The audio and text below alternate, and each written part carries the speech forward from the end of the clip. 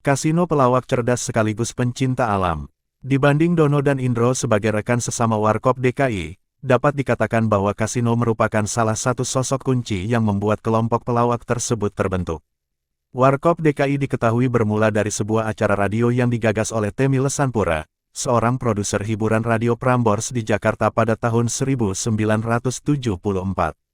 Temi bertemu dengan Kasino, Nanu Mulyono, dan Rudi Badil yang pada kala itu menyandang status sebagai mahasiswa Universitas Indonesia (UI), dan memang terkenal suka membuat humor yang selalu sukses mengundang tawa spontan.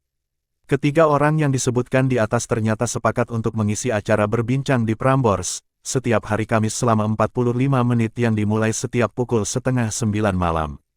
Kasino pernah mengungkap bahwa topik yang diangkat pada acara radio tersebut ternyata bermula dari obrolan seputar lingkungan, yang disertai dengan ide-ide lawakan yang spontan. Tadinya cuma membicarakan masalah lingkungan secara santai di Radio Prambors. Lama-kelamaan datang surat-surat yang menyarankan supaya kami memperluas tema pembicaraan yang dibawakan secara lucu itu. Pada saat itulah lahir Warung Kopi, ungkap Kasino, pada sebuah wawancara dengan Harian Kompas di tahun 1979. Adapun obrolan seputar lingkungan yang awalnya dibahas ternyata bukanlah pembahasan ringan semata. Selama menempuh pendidikan di UI, Kasino rupanya memang bergabung sebagai bagian dari mahasiswa pencinta alam Mapala dan kerap aktif ikut serta melakukan kegiatan penjelajahan. Bahkan, hingga saat ini masih ada cerita legendaris yang terus terdengar di antara anggota Mapala kampus UI dan IPB, mengenai persahabatan antara sesama pencinta alam yang terjalin antara kedua instansi tersebut.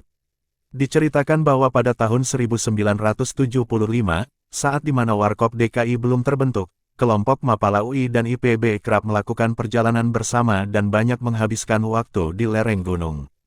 Kasino sendiri, sebagai salah satu anggota senior di Mapala UI diceritakan sebagai sosok yang selalu berhasil mencairkan suasana di setiap perjalanan yang dilakukan.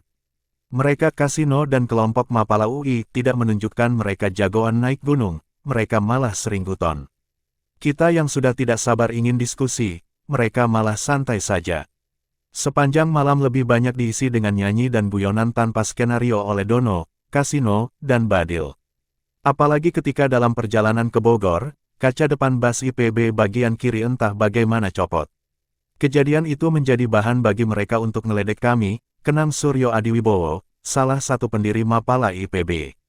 Bukan hanya itu, di setiap perjalanan saat ingin melakukan ekspedisi tertentu, Kasino selalu siap melancarkan aksinya yang kerap mengundang tawa dengan membawa ukulele dan buku tebal berisikan sekumpulan lelucon. Masih dalam salah satu kesempatan saat melakukan perjalanan ke Gunung Gede Pangrango, gitar yang dibawa oleh Kasino dan digunakan untuk bernyanyi sepanjang waktu pada akhirnya menggelembung dan tidak bisa lagi digunakan.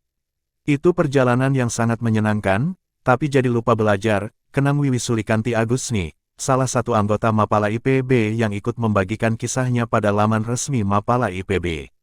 Berkaitan dengan riwayat pendidikannya yang menempuh jenjang perguruan tinggi di salah satu universitas ternama di Indonesia, Kasino yang menjadi salah satu mahasiswa di Fakultas Ilmu Sosial UI itu, nyatanya memiliki ciri khas khusus dalam setiap kalimat lawakan yang ia lontarkan.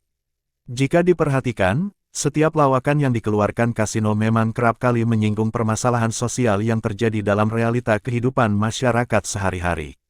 Bahkan tak jarang, lawakannya pun kerap diarahkan sebagai bentuk kritik tersirat untuk pemerintahan Orde Baru yang berjalan kala itu. Bagaimana kami bisa tahan melihat suatu kepincangan sosial yang terjadi di sekitar kami?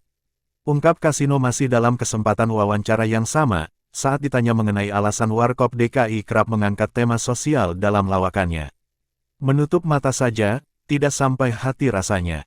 Dengan menampilkan tema-tema sosial itu maksud kami tidak lain minta perhatian yang berwenang untuk suatu perbaikan. Itu saja, tidak ada tendensi lainnya, tambahnya.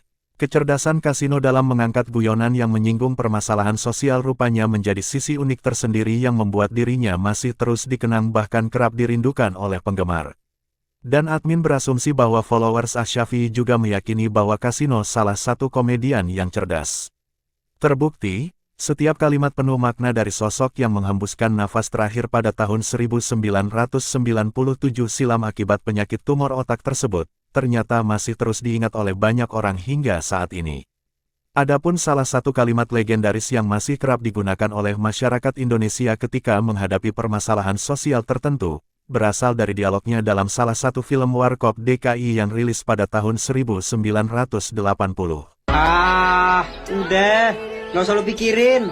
Memang begitu anak orang kaya, lagunya suka tengil. Ya duit bapaknya halal aja. Ujar Kasino dalam film Warkop DKI berjudul Gengsi Dong.